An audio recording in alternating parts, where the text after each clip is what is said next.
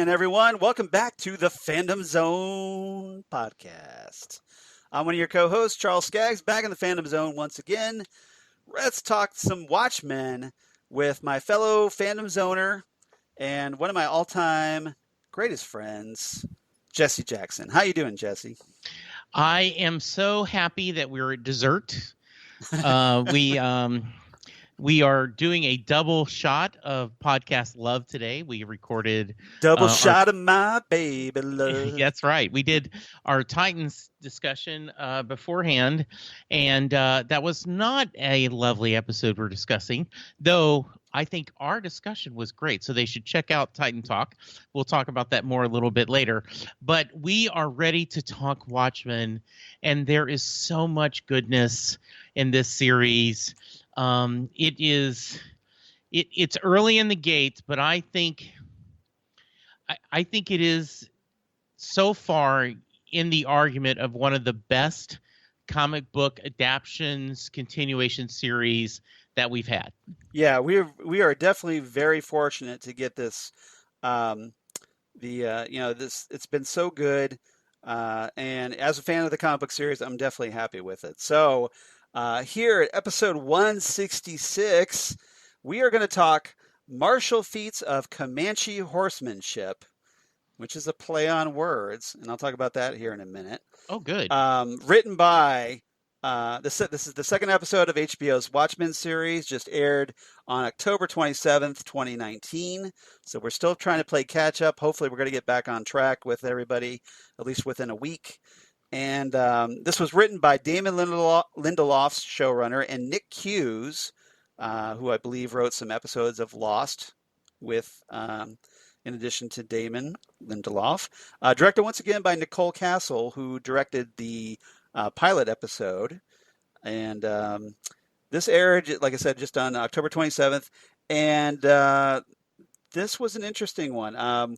We're kind of getting a little bit more background on our characters. Some new characters are introduced in this story, including especially Joe Keene Jr., who I think is somebody we need to pay attention to.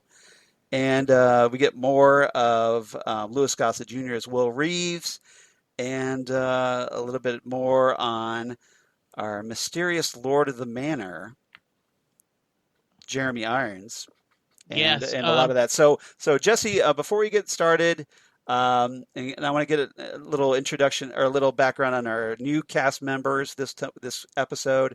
What's your general thoughts on martial feats of Comanche horsemanship? Yeah, the only thing I wanted to add, Nick Hughes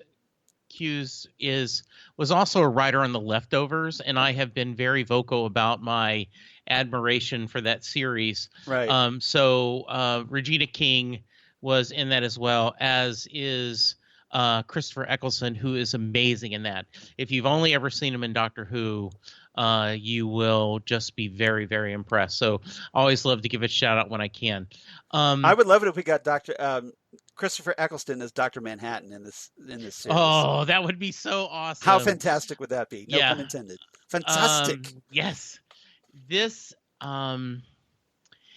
sometimes when you do your pilot or your first episode, you it's the software slump. Right. Not in this case. I think this episode, it picked off almost immediately where the other one left. Right. It's continuing the storyline. I get the feeling, and one of the things, I'm going to be on a little tangent here.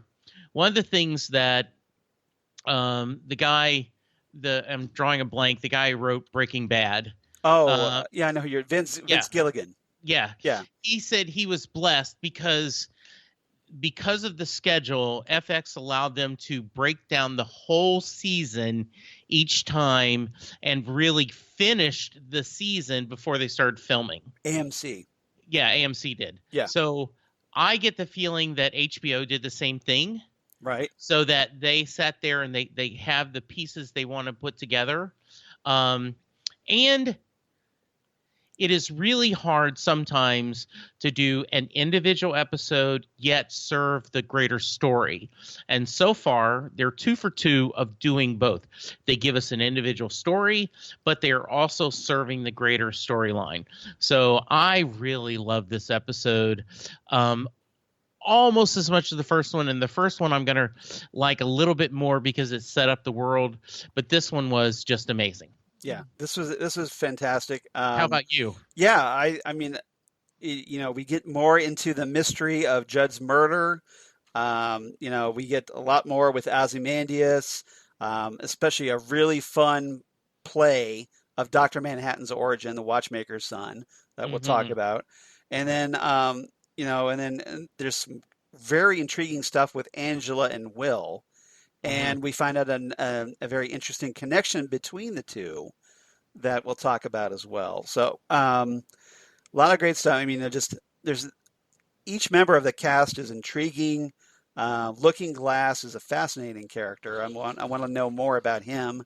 And then we get the little American Hero story, which is a nice parody of American Horror Story.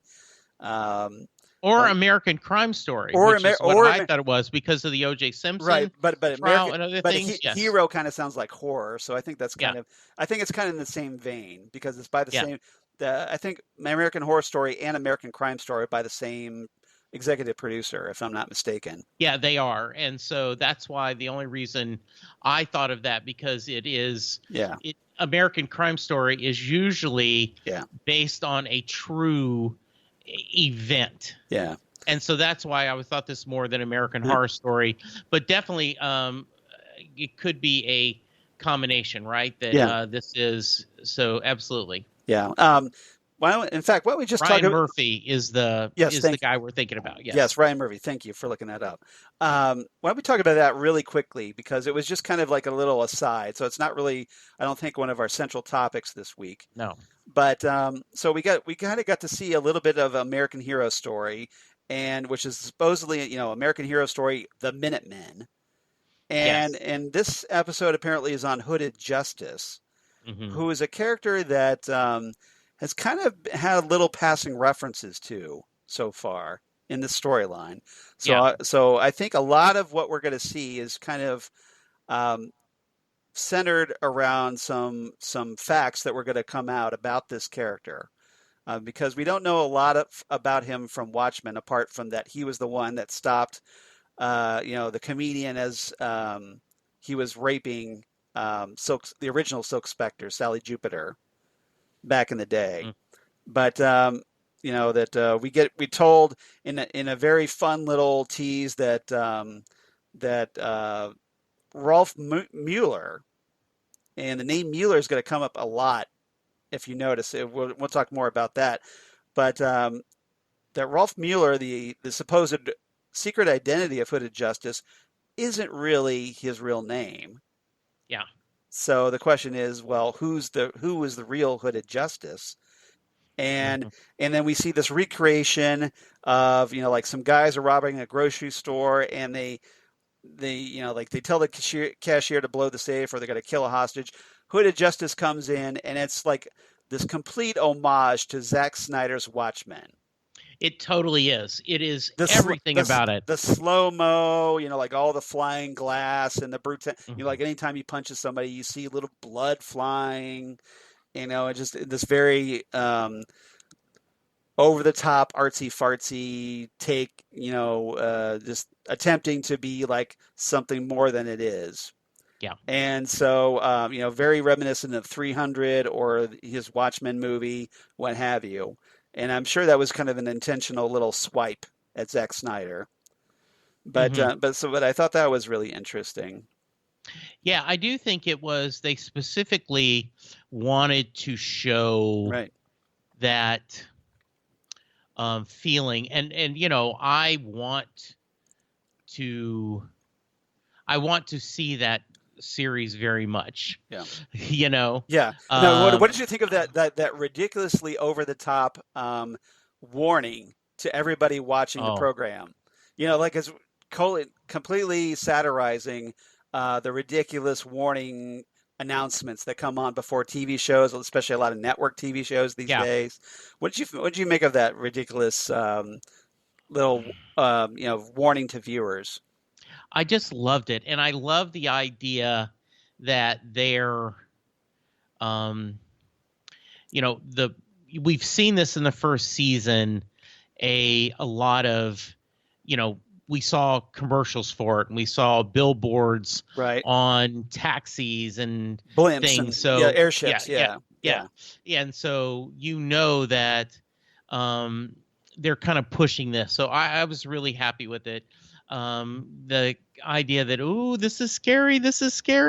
Yeah. So yeah, I like it a lot. But yeah, just just references everything: graphic language, violence, nudity, misogyny, racism, Yeah. anti-Semitism, hate crimes, and depictions of sexual assault, essentially to like any kind of potential trigger warning they could think of. Yeah. It's delivered in this, FCC warning. So just Yes. completely, satirizing the FCC's warnings to Hmm. viewers. Thought that was brilliant. So let's get into our main topic. Actually, well, let's talk about a couple of our new cast members, a couple of them. Okay. We don't have that many. James Wolk, who plays Joe Keene Jr., who, again, I think is a character we need to start paying a lot of attention to. Yes. He's primarily noticeable if you were a fan of the TV series Mad Men. He was on that series. And interestingly enough, a little bit of a comic book related connection.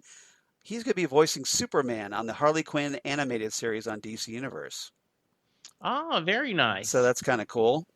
And let's see who else. Anybody else that's new? Well, Go ahead. I know him. He's done a lot of TV shows that I'm a fan of. Right. I like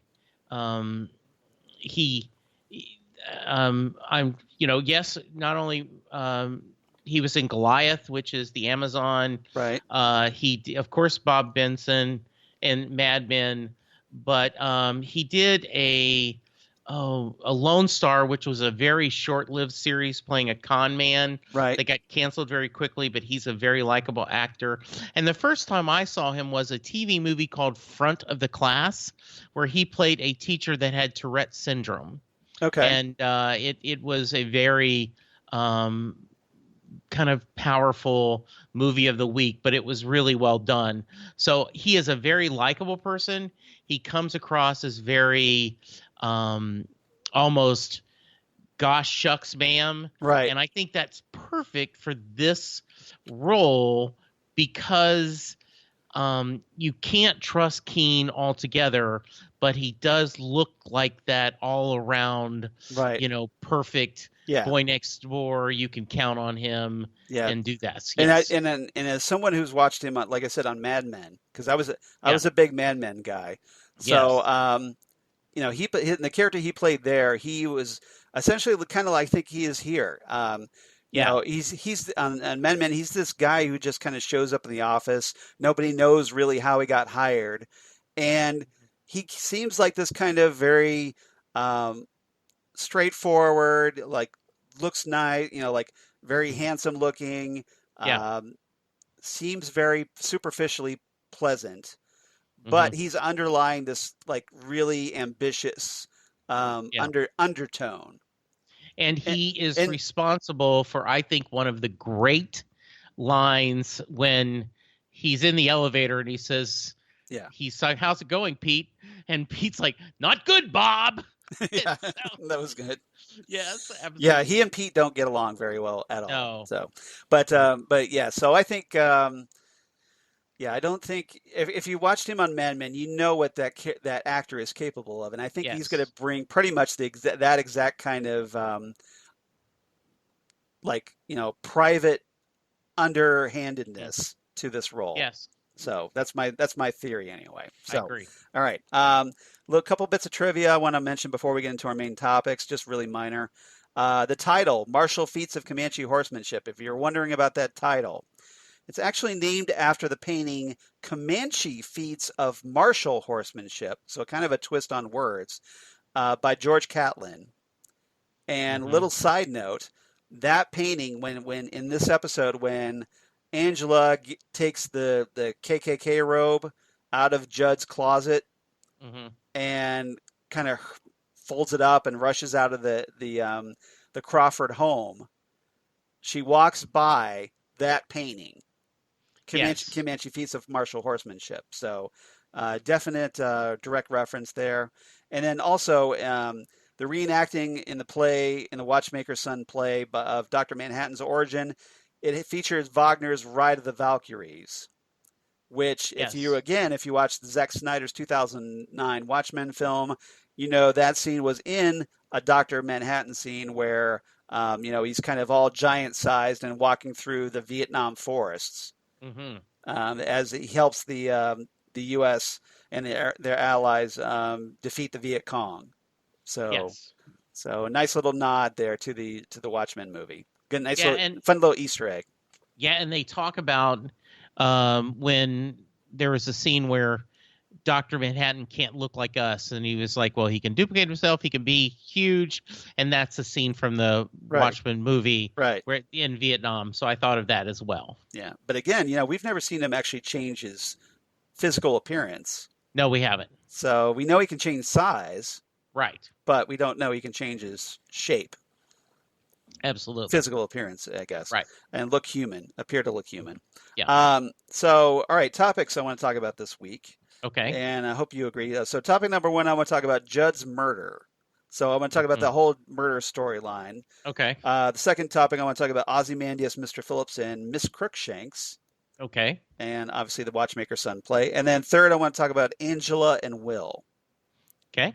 So I thought that might be a nice way to end the episode. So Perfect. let's dive back into the mystery of who killed Judd Crawford. And what was your thoughts about Looking Glass, all the new details we learned in this episode, and and more about with also the introduction of Joe Keene. Yeah, there was a really, really. We talked about this last week, and we just because we're a week behind, and Right. we let it touch. But there is there is a scene where in both the comic and in the movie, Rorschach pulls up his mask and eats cold beans. Right. Kind of a famous, iconic scene. Yes. And this time, Looking Glass pulls up his mask and is eating nuts because he was hungry. Right. Yeah. Like, do you have anything to eat? Oh, got, there's nuts in the glove cart. Yeah. Yeah. You got something. You got something to eat. Yeah. And yeah. Yeah, he was alive till he wasn't was another great line. Right. I thought there was a really, really nice moment that where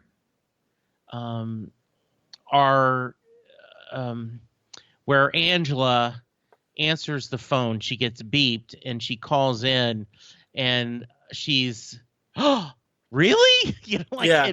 And she did not sound fake at all. Yeah. I mean, she honestly sounded like she was shocked to hear that, her friend, the sheriff, the Crawford. police captain, Crawford. Judd Crawford. Yeah. Yeah. I thought it was very realistic that,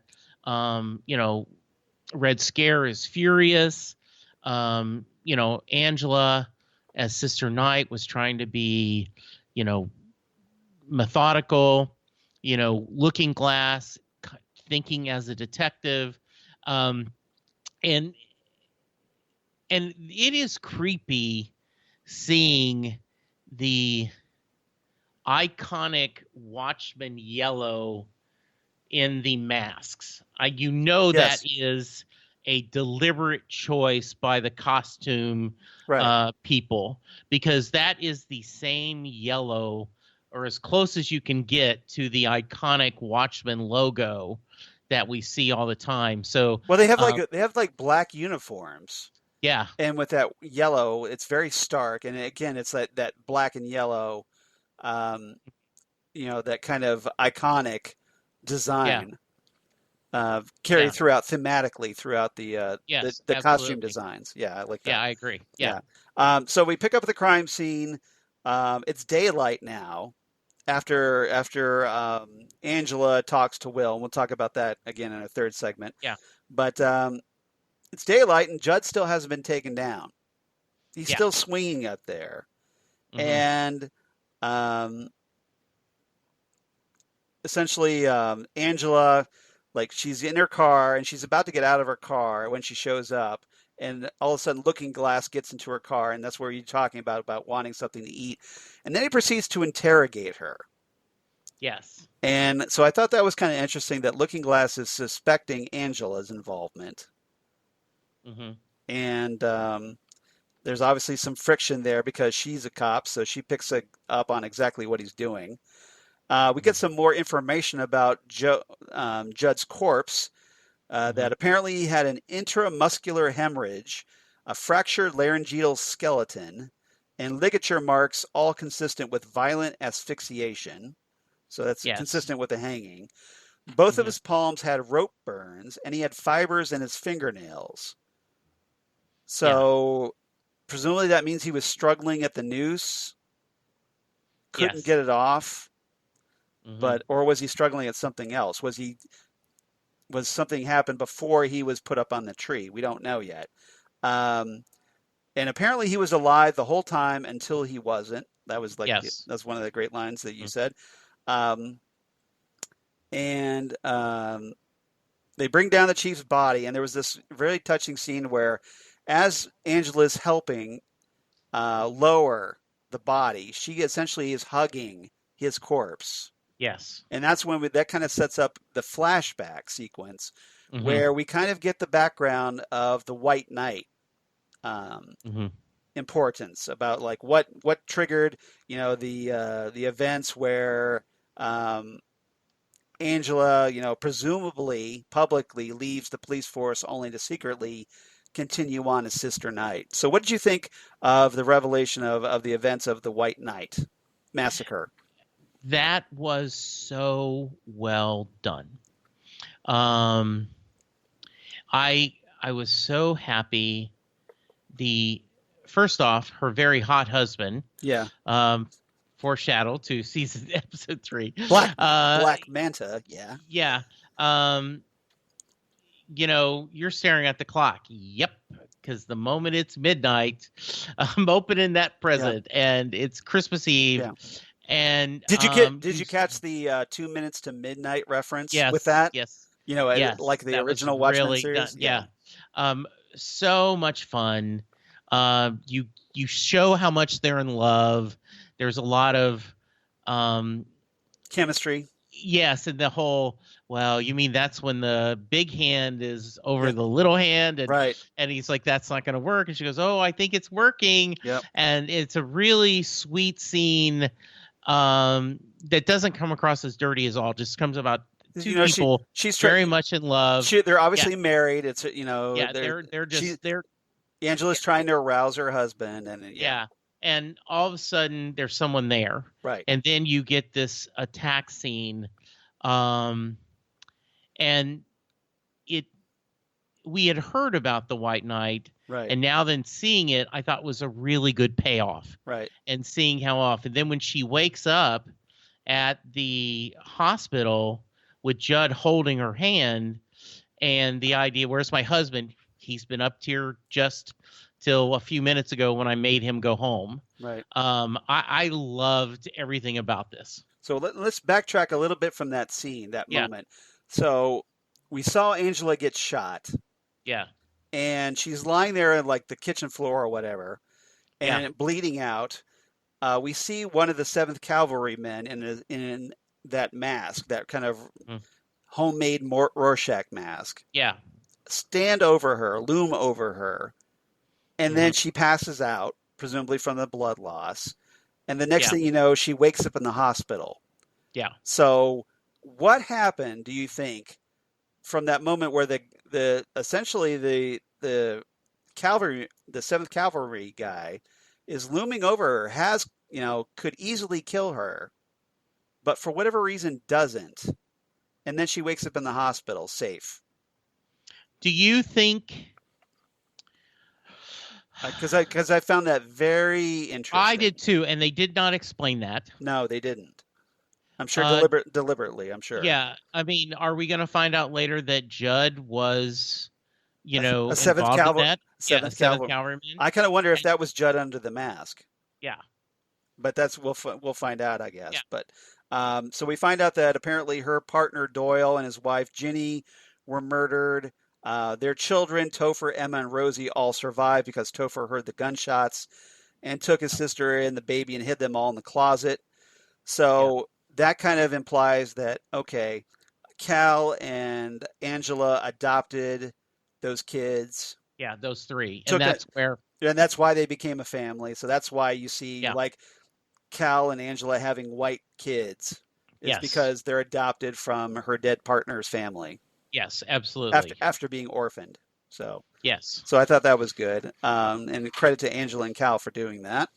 Mhm. Um, but and then we've got paparazzi, of course, swarming around the place. There now, interestingly, the paparazzi are wearing mechanical wings, Mhm. which, if you're a fan of Watchmen, you know that essentially what they're wearing are kind of like Mothman wings. Yes. So essentially, they've adopted that technology. The Mhm. Mothman, if you remember, was one of the original Minutemen that Yes. went cuckoo for Cocoa Puffs and ended up locked up in an insane asylum.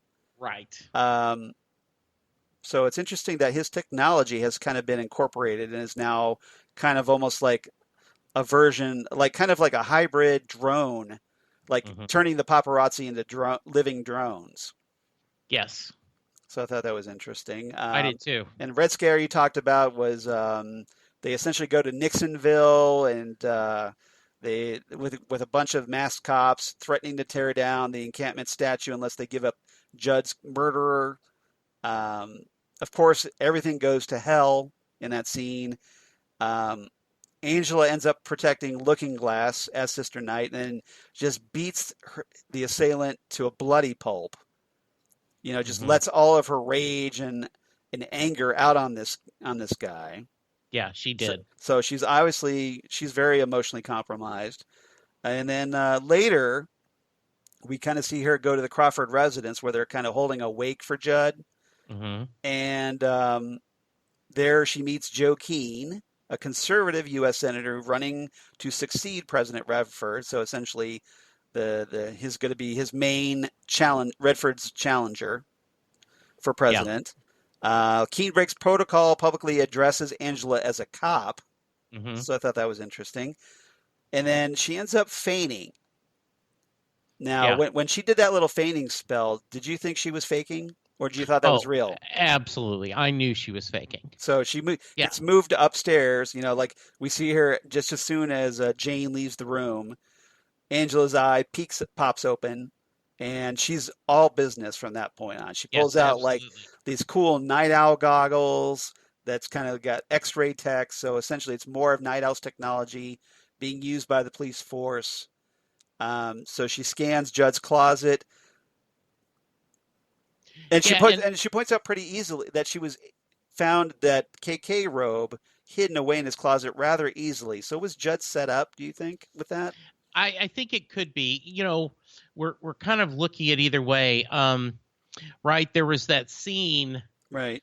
where he has skeletons in his closet, Yes. and he had later says, and we're going to talk about that later, where he says, I'm giving you answers, you're just not You're listening. talking about Will. Yeah. Yeah, Will. Yeah. So, I don't know. I want to believe, um, that Judd was a good guy. He Right. seems to be in every way, but you just don't know with this series. No. No. And maybe he was a bad guy at one point.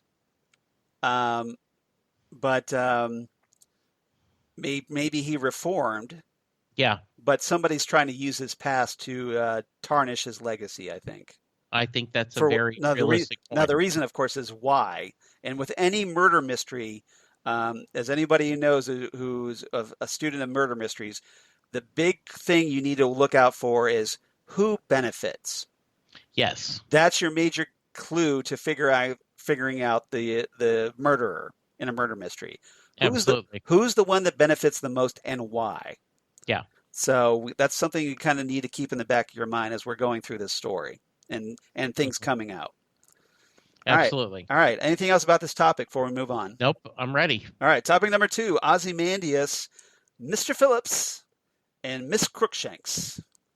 And they essentially, we catch up more with Adrian Veidt riding his horse, eating from a tomato from grown on a tree, and then he kind of crushes the tomato, interestingly, Yeah. in his hand. I'm not sure what was up with that scene. What did you think of that? Yeah, that was Any just a theories? weird. No, I was like, now your hand's all dirty and stuff. Yeah. What are you doing? Yeah, and he's kind of like, just shake this off. Yeah. It was. It's very interesting. Adrian is acting very strangely. He is very strange, and there is a theory out there on the interweb that these are not at the same timeline.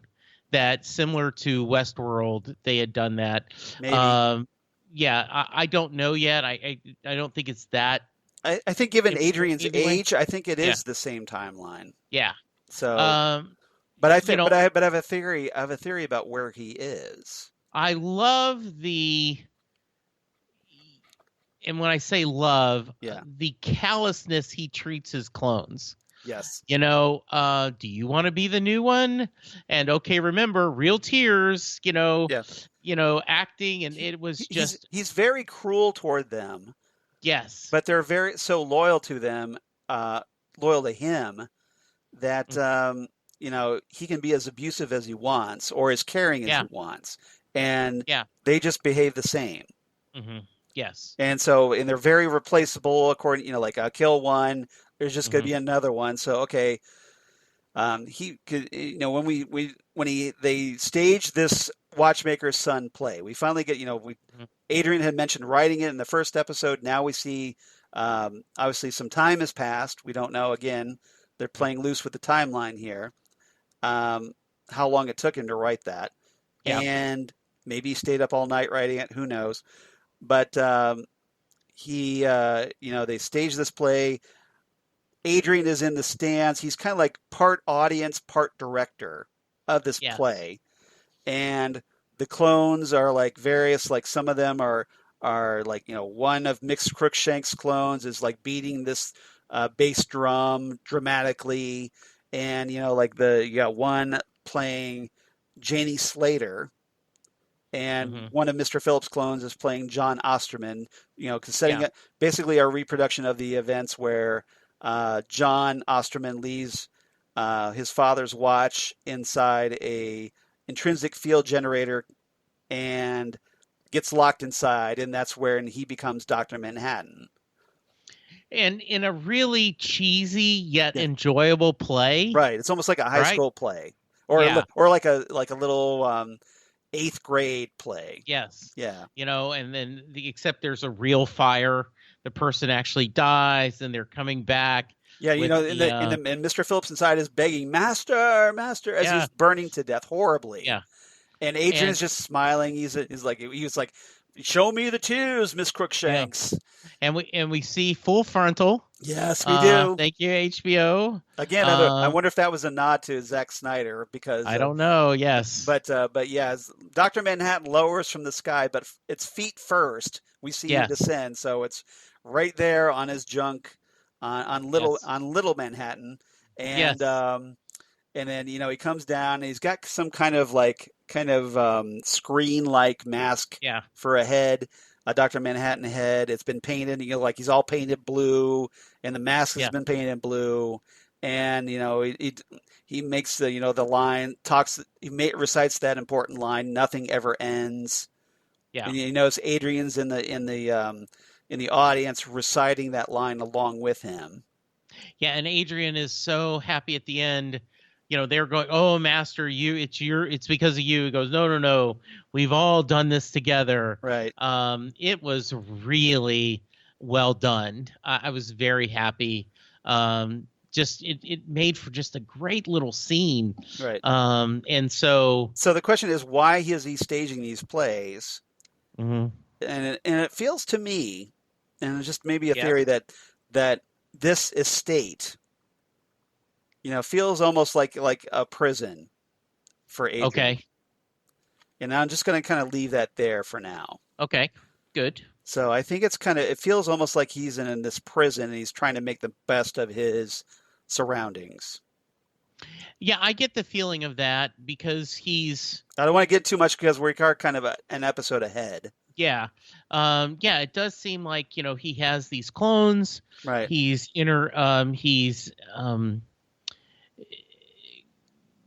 stretching his creative muscles. He's entertaining himself. And he's bored, probably. Yeah, he is bored, yes.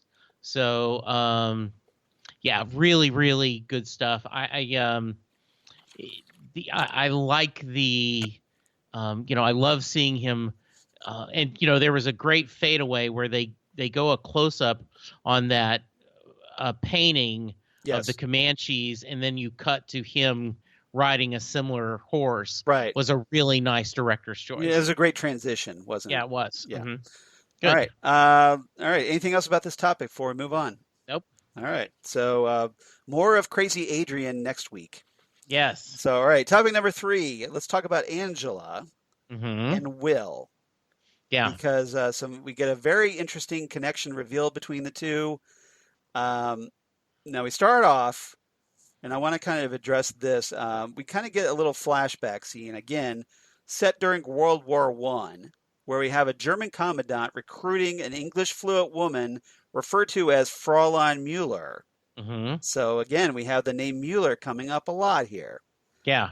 And from a typing pool, and the commandant dictates the propaganda message. That's the one that Will has been carrying all his life, presumably. That gets written on "Watch over this boy," and it was essentially used to try as propaganda to try to discourage African American troops and encourage them to defect to the German side. Yeah. So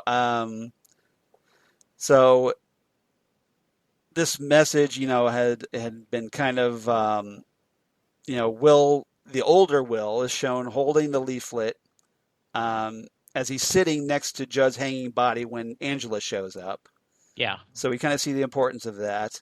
So Angela, once, she is there, we kind of get more of Angela taking Will from the crime scene, bringing him to the bakery.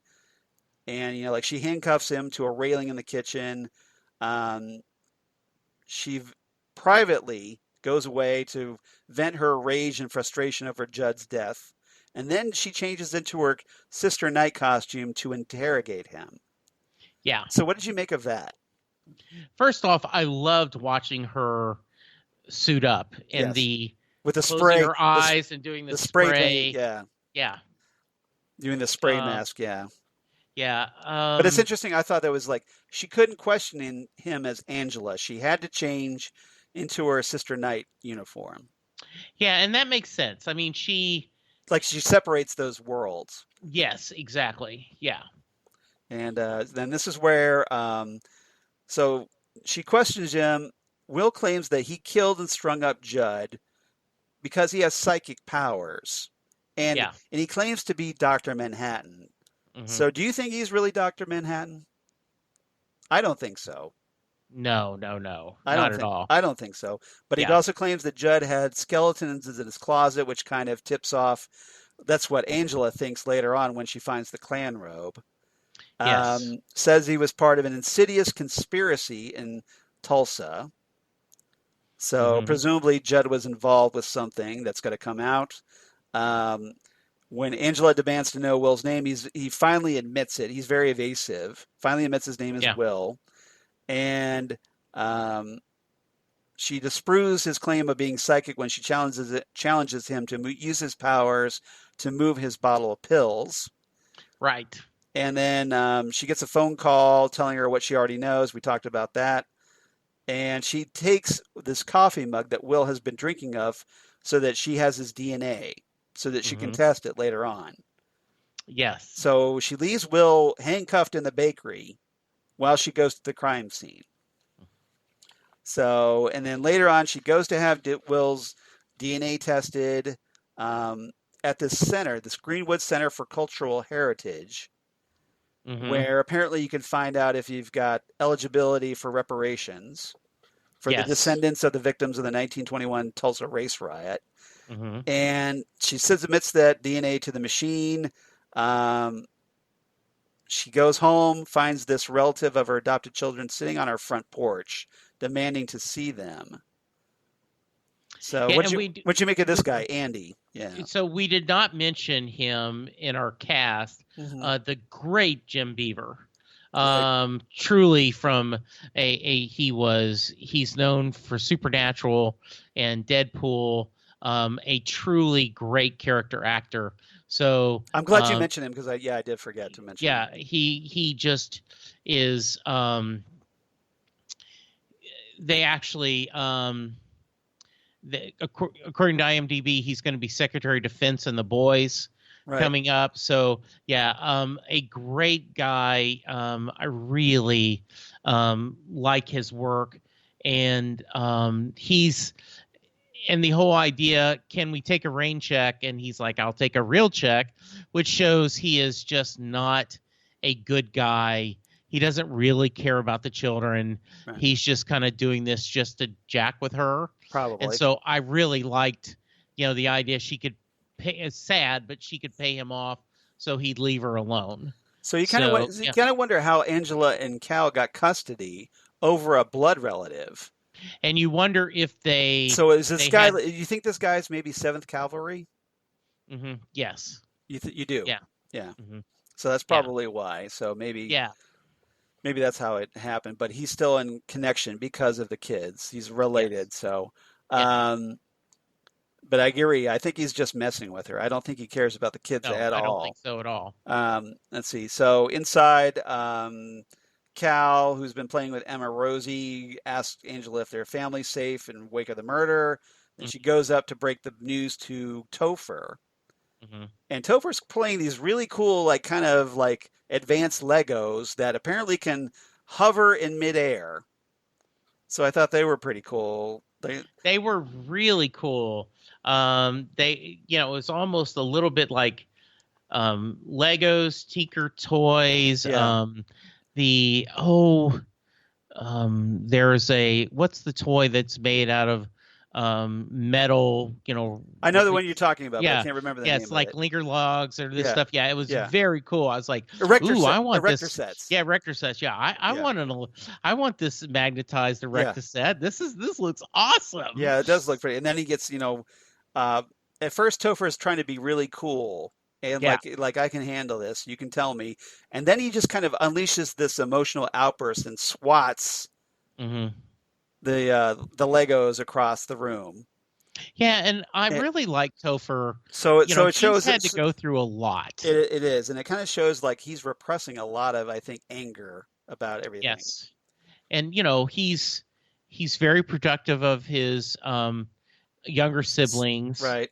And so I thought this was really well done. Yep, I thought so too. So she ends up going back to the bakery later on to confront Will. Somehow he got out of his handcuffs and he's cooking hard-boiled eggs. Yeah, and they have no sugar. Right. Not a bad. Yeah, not a great bakery. Yeah, that's one of my lines. Yeah. Okay. And so he expresses surprise when she showed him the Klan robe. Mm-hmm. And that apparently that wasn't what he was referring to about skeletons in the closet. Yeah. Angela's ready to arrest him, but then he says, "Oh, I've got friends in high places." Mm-hmm. So what friends are these that he's referring to? So government. Well, something. Yeah. Because that is a hell of an ending. Yes. So Angela gets this automated phone call delivering the results of the DNA test. And Will is not just a victim of the Tulsa race riot, but he has 2 living descendants, including Angela herself, his granddaughter. And wasn't it interesting? So who's the other one, I'm wondering? Yeah, wasn't it interesting? If you said their name, right, they will confirm it, but they will not give it to you directly. I guess that's a safety thing and a privacy thing. Right. So, yes, that is that makes for a really, really nice twist. So she takes him out, wheels him out, because remember, he's still in a wheelchair. wheels him out to her car, puts him inside, and then all of a sudden, this unidentified aircraft uses like this large industrial magnet, kind of like you see in junkyards, Mhm. to take the car and Will away. And she Yeah. drops the fly. He drops the flyer for her to find, Hmm. and she's all just looking up, going like, "What the f just happened?" Yes. And Yeah. understandably so. Hmm. And so the question is, okay, who's the guy? It was who, used the magnet? Who got him away? Again, it feels like government. Yeah, it does. But and, who's the other relative to Will? Lots of questions, not a lot of answers here. Hmm. And what's Will's deal? Yeah. So we'll see. Hmm. But a very intriguing and very creative way to end the episode, I thought. Yeah, absolutely. All right. Anything else about this episode? So are you going to talk a little bit? Didn't you say you have a little special Charles bonus Oh yeah, segment yeah, on the yeah. uh So I want to talk about a little bit more about Judd. So yes. so again, we talked about this last time that HBO has set up this really cool supplemental website called PDpedia, Hmm. and we understand who PD is if after you've watched episode 3. Yeah. So is a name for Dale Petey, FBI guy, and we'll talk more about Mhm. him next week.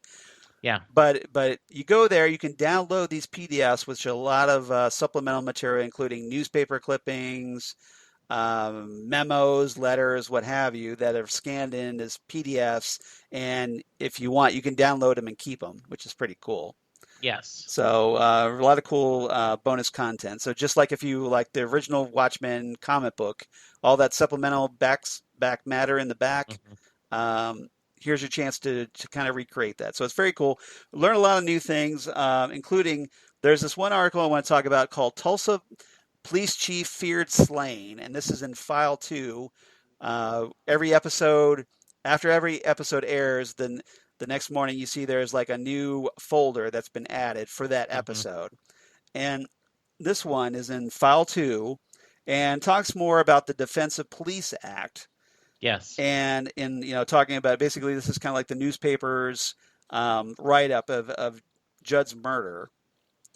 And apparently, you find out that Senator Joe Keene Jr. sponsored the DOPA, the Defensive Police Act, longtime friend of the Crawford family. Apparently, his office was in the process of canceling and scheduling events of the week, including an interview after the murder. Talks about his upcoming presidential campaign, which I'm Yes. sure is an important detail. Apparently, Judd Crawford oversaw the police department's transition to the masking in 2017. So this masking is something pretty recent. Yes. So I thought that was interesting. Apparently, it was just passed. The DOPA was passed in 2017. Kind of an emergency amendment to a 1977 law authored by Keene's father, J. David Keene. That's Senator Keene from the original Watchmen comics, that made vigilantism illegal and regulated the use of masks in law enforcement. And apparently, Judd was one of 3 survivors of a deadly attack on Christmas Eve on 2016 by the masked members of the 7th Cavalry. So, Mhm. Judd survived the White Night. Angela survived the White Night. Who else survived the White Night? Right. Good question. In the effort of the White Night, Crawford, who was a lieutenant at the time, was named interim in chief. Led a series of successful police actions against the 7th Cavalry that seemed to cripple the organization. And then he got appointed to full-time chief in 2018. So he wasn't chief until just recently. Yeah. He was a popular figure in Tulsa, and he didn't conceal his face per the DOPA caveats that requiring transparency from police department leadership. So we talked Right. about that. Why was he unmasked? And again, because he's a leader, because Yeah. he's chief, he has to be unmasked. Hmm. He was born in December 1st, 1949 in Tulsa. He was a former Marine, served under Captain, you'll love this, Captain Robert S. Miller. Another Yeah. Miller reference. I was. Yes. In the liberation of Vietnam. and then he ends up joining afterwards. He gets his GI Bill, gets a bachelor's degree in criminology, joins the Oklahoma County Sheriff's Department in 1980, where he met Senator Keene and started working on a security detail. Yeah. So did Judd see something while he was security for the elder Senator Keene? And Judd's great-grandfather was named Dixon T. Crawford, and I talked about that photo on Judd's desk. He was a renowned cowboy marshal of Oklahoma's pre-statehood years. His grandfather, Dale Dixon Crawford, had a storied 55-year career in the Tulsa County Sheriff's Department, and his father, Matthew Wayne Crawford, was an Oklahoma Highway Patrol officer who died in the line of duty in 1994. And presumably that's the picture on the desk.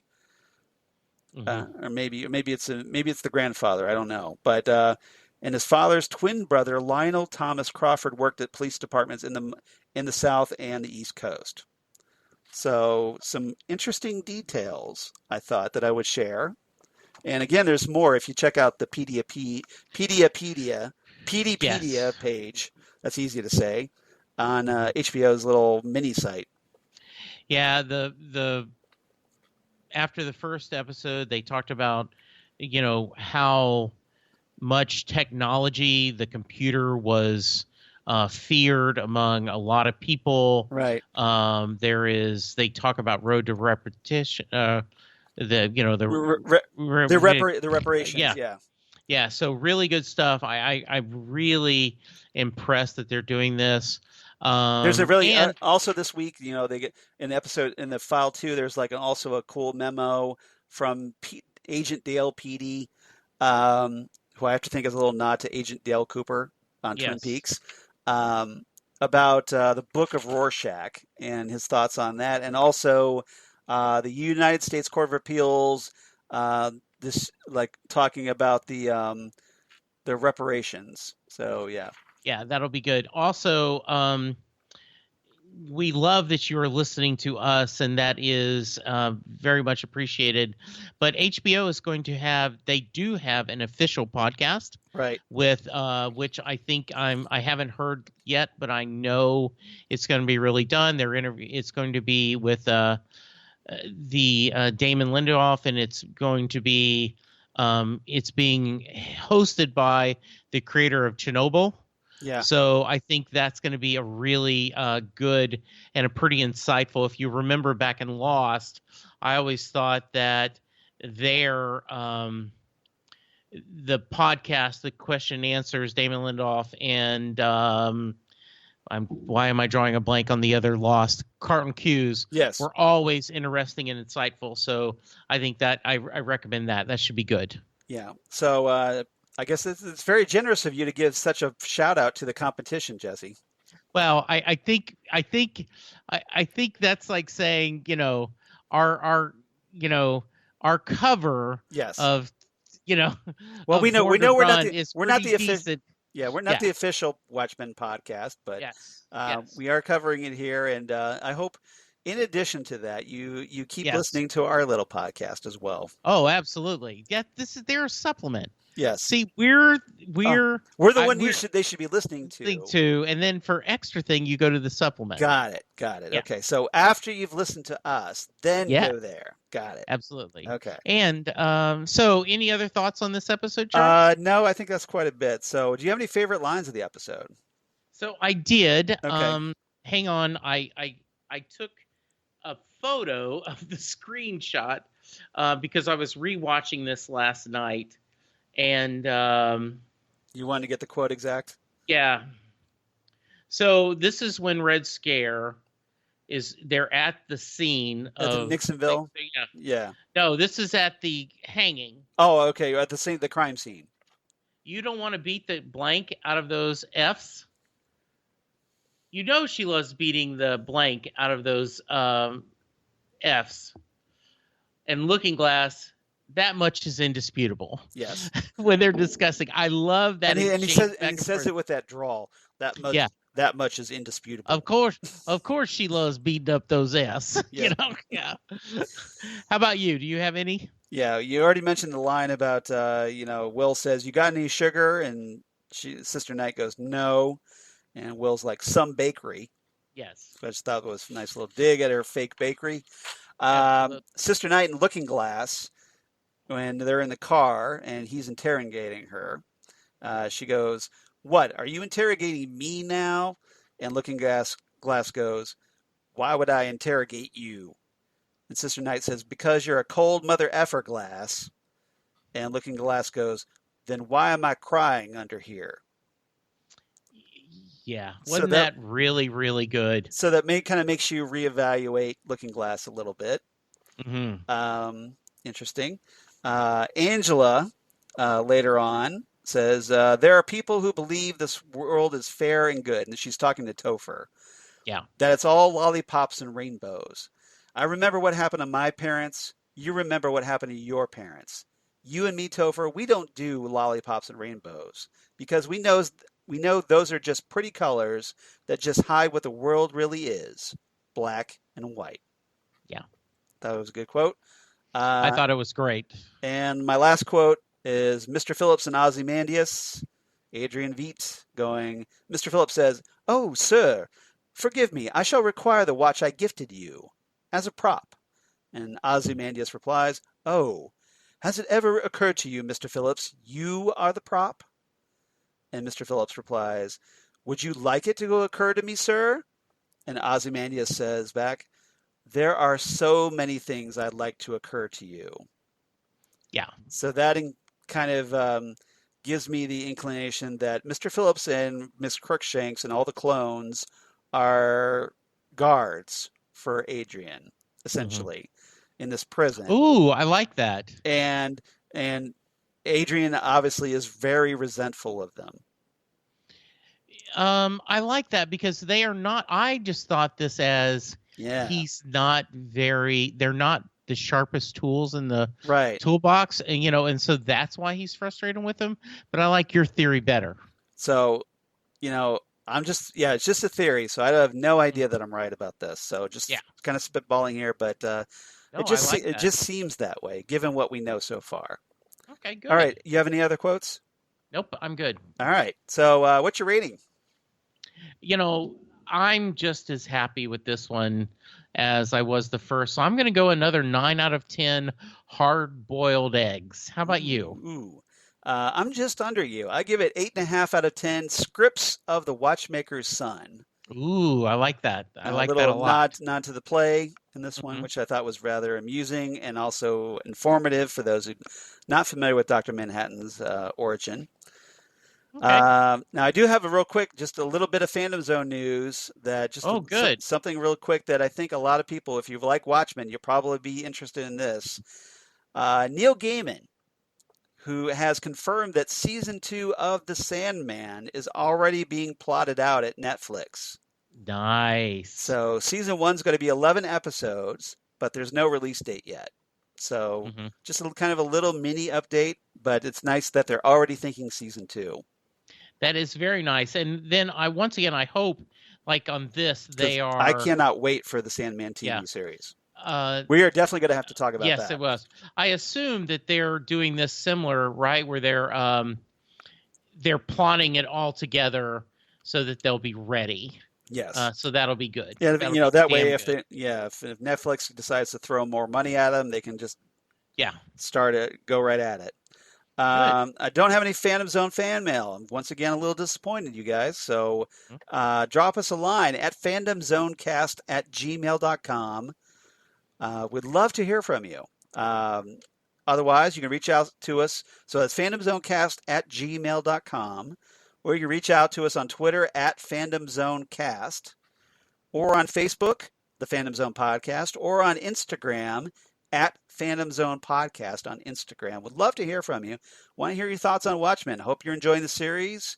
And or if you know somebody who is, please point them in our direction and have them reach out to us. We definitely appreciate it, and hopefully turn them onto our little podcast. So, and also while you're at it, please go to iTunes or Apple Podcasts, rate and review us. Hopefully you enjoy what we're doing, and if so, please leave us a review. We'd love to to see what you guys think about us. Jesse, how about you? Where can they reach you? So you can find me on social media at Jesse Jackson DFW on Twitter. I am at Jesse Jackson on Facebook, where you can lurk for Jesse Jackson, Louisville, Texas. You can hear me talk Titans with Charles on Titan Talk, where we are going through episode by episode of the latest season of the DC Universe Direct Series Titans that is struggling a little bit, but we're hanging in there. We talk. We're in the home stretch on that one. Yes, we talk Doctor Who on a regular basis. Charles has guest companions when I'm not available, and so, but I show up about once a month. And where do you show up, Jesse? I show up at Next Stop Everywhere, the Doctor Who podcast. Yeah, I was getting there. So, okay. So please check out that. We would really appreciate your love on there if you're a fan of Doctor Who, or if you've never checked out Doctor Who, listen to us talk about it. And then we'll steer you on what episodes to go look at.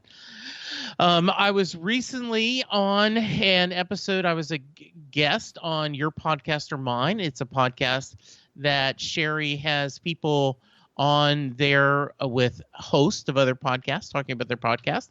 And in this one, I talked about Next Stop Everywhere and Titan Talk. And excellent. I also mentioned Set Listing Bruce, which is the final podcast. That is my Bruce Springsteen fandom podcast, where I talk to Bruce Springsteen fans from around the world about Bruce's music, and we have spent time about his latest film, Western Stars, and rumors about touring in 2020. So there's a lot of fun stuff to talk about. Hey, Charles, don't you do a couple other podcasts? Possibly. You can reach me. If you want to get a hold of me, you can reach me at Charles Skaggs on Twitter, at Charles Skaggs on Instagram. I'd love it if you did. Facebook at Charles Skaggs in Hilliard, Ohio. Or my blog, Geek Things. Come on, you. Damn good coffee. And hot. Damn good coffee and hot. Where I talk about all the stuff we talk about here on the Phantom Zone podcast, including Watchmen, including The Boys, Krypton, or any kind of comic book sci-fi news. News of my other podcasts they do for Southgate Media, including the aforementioned Titan Talk, the Titans podcast they do with Jesse. Or Next Stop Everywhere, the Doctor Who podcast they do with Jesse once a month, and also assorted special guest companions throughout the rest of the month. And Ghostwood, the Twin Peaks podcast that I do with Zan Sprouse, wife of comic book artist Chris Sprouse, where we talk about all things Twin Peaks, David Lynch, etc., etc. Lots of pop culture references because we're both big pop culture geeks. And anyone interested, please check out Happiness in Darkness.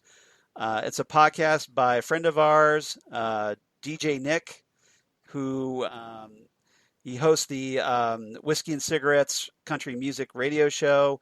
And he has this little comic book movie podcast, Happiness in Darkness. He was kind enough to have me on it back again, where this time at episode 8, I believe, that I was able to talk my second all-time favorite comic book movie, The Dark Knight, the 2008 film by Christopher Nolan, of course, starring Christian Bale as Batman Bruce Wayne and the late Heath Ledger as the Joker. Yeah, such a great movie. A lot of great things to talk about.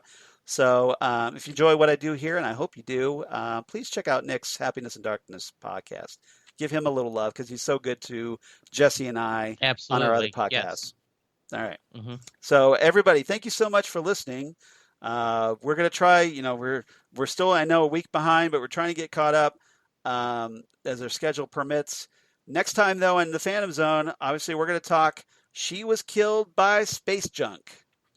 That's episode 3 of Watchmen, which, of course, features the debut of Gene Smart as the terrific Laurie Blake, whom you may be familiar with from her time in the 2009 Watchmen movie as the Silk Spectre. So great character. The daughter of the comedian makes her debut, and it's a really strong one and a really strong episode.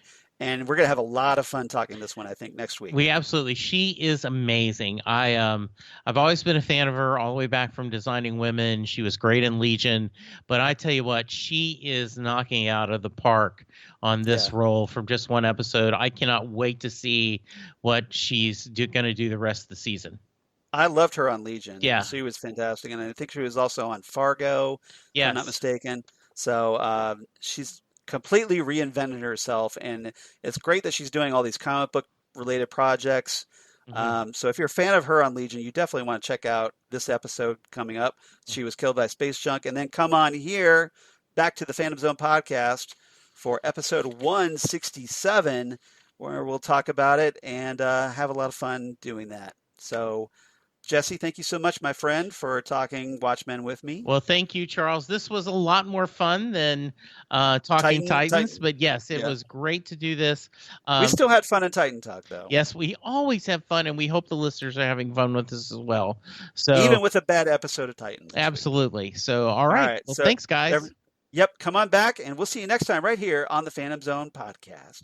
Goodbye, everybody. Bye.